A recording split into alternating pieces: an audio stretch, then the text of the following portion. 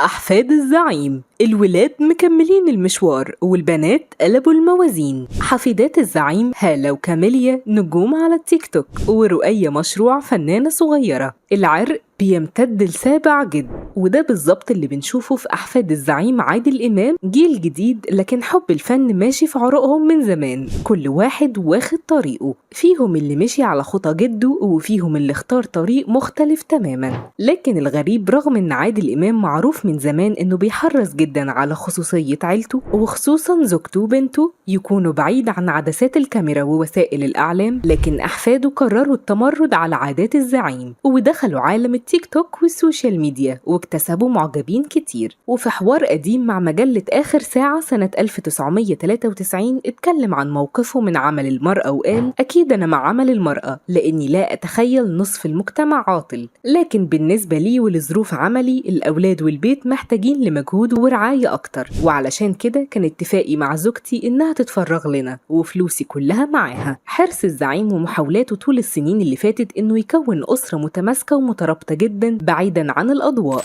وحتى إنه صرح قبل كده بإنه ما بيحبش بنته أو زوجته يدخلوا عالم التمثيل، لكنه رحب بدخول محمد ابنه للفن ودعمه بقوة، وده طبعا مع وجود رامي المخرج الكبير اللي بيفتخر بيه والده وأسرته. لكن تربية البنات في بيت الزعيم كان ليها طابع مختلف، وفي خبر انتشر على أحد المواقع الصحفية قبل جواز محمد إمام قالوا إن محمد كان حريص جدا على عدم ظهور زوجته في أي صور قبل الفرح، وده حسب نصيحة والده علشان يحافظ على خصوصيته. لكن النهاردة بنشوف أحفاد الزعيم في عالم مختلف تماما، منهم اللي عايش بره مصر بيدرس ومنهم اللي داخل مصر وليه شعبية على منصات التواصل الاجتماعي. الأولاد مشوارهم مختلف. عادل جونيور اللي فرحه كان من قريب خد من جده الاسم والشكل وورث حب الفن والإخراج من وهو صغير، كان بيروح مواقع التصوير مع جده ووالده وحب مهنة الإخراج من أبوه.